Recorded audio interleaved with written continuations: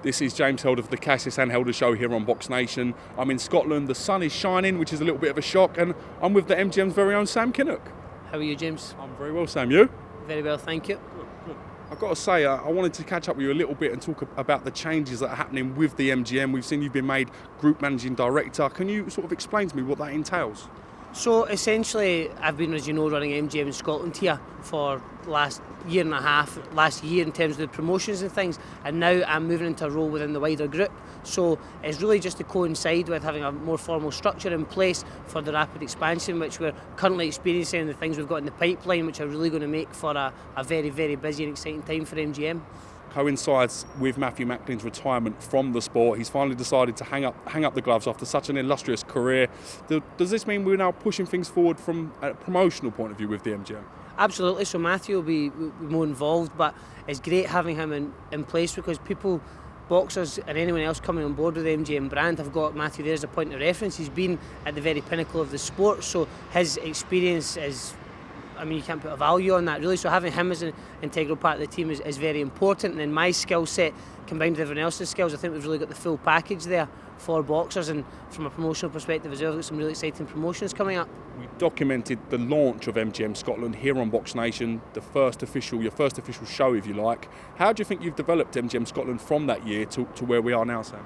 Well, it's been almost exactly 12 months within that period, 10 events. I think it's been a very good period for us. The events have really gathered momentum. If it's like anything, if I were to look back at the first show, I'd be thinking, goodness me, you know, the mistakes I made.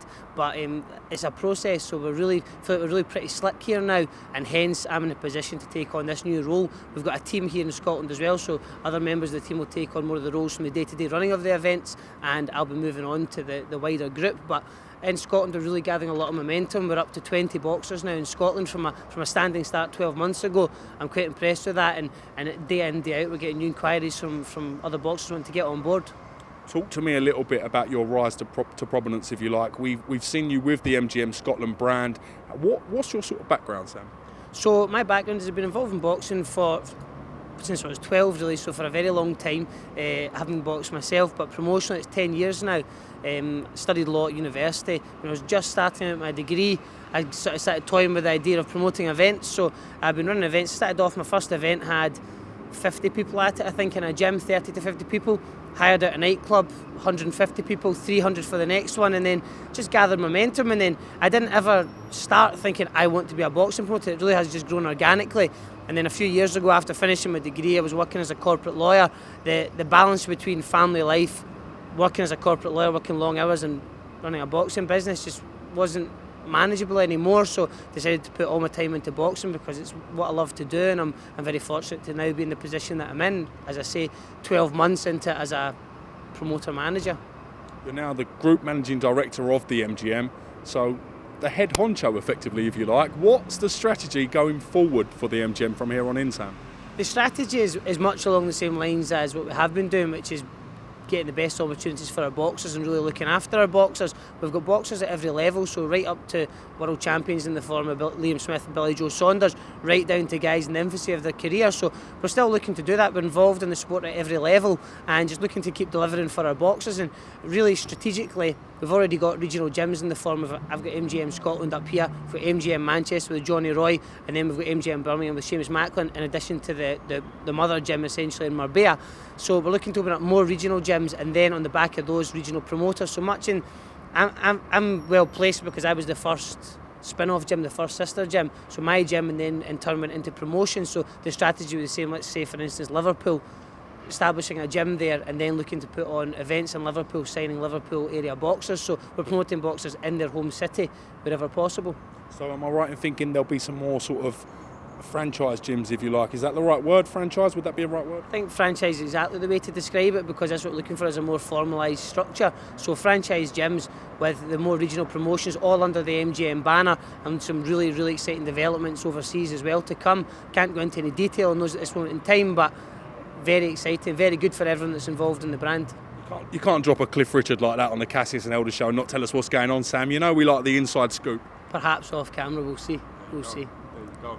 So am I right in thinking the MGM will be signing fighters at all levels again and sort of continuing to build the stable? Because you've got like 75 fighters at the moment. Yeah, 75 boxers and projections, and the way we're looking at the plans, we think that could double within the next 12 months. So we've got an aggressive strategy, but it's not aggressive in so much that we have to go out and seek boxers. Boxers get in touch all the time, which is great, and it's just, I think, testament to the job that we're doing and the reputation we're building up. So that's definitely the strategy. Still, we're not only looking to promote guys at the peak of their career and take them on at that juncture, taking guys on perhaps when they just need things freshened up, people starting at the career. So it's every level of the sport where we love the sport and we really want to be part of growing the sport as a whole. And I think if you were to only focus on the upper level, you'd really miss a trick. And sometimes some of the guys that come through, they start their career and nobody really sees them coming because they perhaps don't have GB experience as an amateur or whatever else, but it's not a prerequisite to success as a professional. So you have to take everybody, and everyone will be given their opportunity and their chance, and that's what we want to do. We give the guys their chance, and we've got some ideas and some strategies whereby we might have things among our own boxers. So a tournament with, if we get so many, let's say, light middleweights, and there's 4 of them, 2 semi-finals and a final, and then the winner goes on to bigger and better things. We need to have things like that, and that's going to make for more engagement for the fans and for the boxers. They come on board with us, they will get their chances irrespective of their background. With Matthew Macklin's retirement, I mean, is there a chance that we can see him sort of in the Oscar De La Hoya role, if you like, sort of going town to town, city to city, maybe sort of fronting the press conferences? To some extent, because Matthew's obviously an integral part of the brand. His name's part of the brand name indeed, and he's so well known in boxing. So I expect to see Matthew at a lot of the events, but perhaps not all, because Golden Boy are pretty big, but we're going to be really pretty big. So there's going to be nights where we have to have a team, because we're going to have guys in different cities on the same night, in different countries on the same night. So, but yeah, Matthew's definitely going to be a key part of the brand going forward. If Matthew is not available, could I suggest that we maybe use Billy Joe Saunders to sort of front the press conferences? I think that would be quite interesting. I think that would be interesting, to say the least. I think that would be TV gold, to be honest. Indeed, yep, 100%. Sam, I can't thank you enough for having the Cassius and Helder here in Scotland. I know you don't own Scotland, so to speak, but we do appreciate it. Thank you. Good seeing you. We'll catch you again real soon. Thank you, sir. See you soon. Cheers.